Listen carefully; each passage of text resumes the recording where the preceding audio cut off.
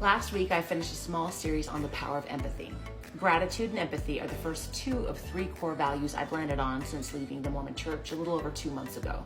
Today, I'm kicking off a series on the last of these core values, boundaries. To begin, I think it's important to define what boundaries are. Dr. Brené Brown's definition of boundaries is what's okay and what's not okay.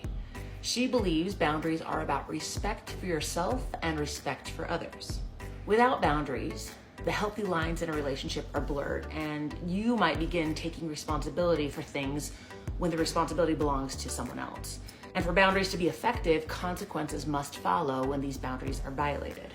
Truth be told, I didn't know what boundaries were until about 10 years ago when I was 35 years old. As with any new skill, it's taken me a lot of time and effort to become proficient at establishing and maintaining boundaries in my own life. I'm far from perfect at it, but I'm a lot better than I used to be. Growing up in the Mormon Church, I don't remember ever being taught what it meant to have clear, healthy boundaries in my relationships.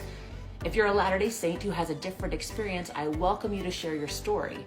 But in this video, I'm sharing my experience with you. In the Mormon Church, I definitely remember being taught to make obedience and sacrifice some of the most important aspects of the gospel. As a child, I sang, "Give, said the little stream." The little stream never said, "Say no when overwhelmed and take time for self-care."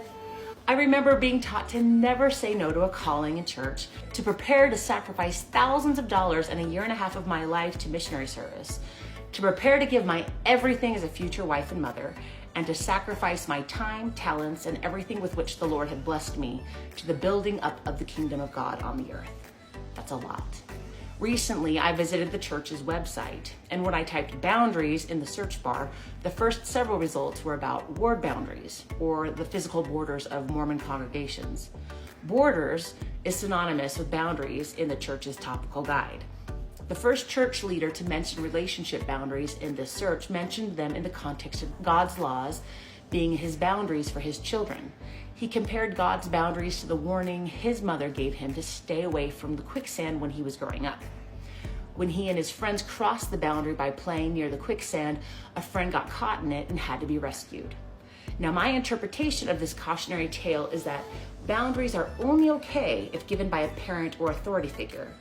And if we violate boundaries, we're caught in proverbial quicksand. I don't agree with either of those teachings, intended or not, and I'll talk about why later on. My boundaries search on the LDS Church's website also yielded talks and magazine articles about relationship boundaries as described in the Brené Brown sense of the word. And Dr. Brown was even quoted in these articles. These references, however, were within the past 10 years. How is it that in a church nearly 200 years old, God is only recently using people in the church to teach about how to protect themselves using boundaries? The mama bear in me will stop at nothing to protect my only child from harm, and that includes teaching them to set clear and healthy boundaries with anyone who might hurt or take advantage of them. Wouldn't our loving heavenly parents want the same for us? So, even though the Mormon Church has published recent teachings about healthy boundaries in relationships, for me, it's too little, 35 years too late. I think that the reason that the Mormon Church and churches like it don't teach boundaries is because they want to prevent their members from establishing boundaries with the institution of the church. And it's a lot harder to be completely obedient to a church when we've learned how to determine what's okay and what's not okay for our own personal well-being. My research into the teachings of boundaries within the Mormon Church is far from conclusive. If you have any evidence contrary to what I'm sharing in this video, please feel free to share it with me. But my boundary is that you do it respectfully or your comments will be deleted. So, how about everybody else? What have you learned about boundaries? And I don't mean the borders of Zarahemla.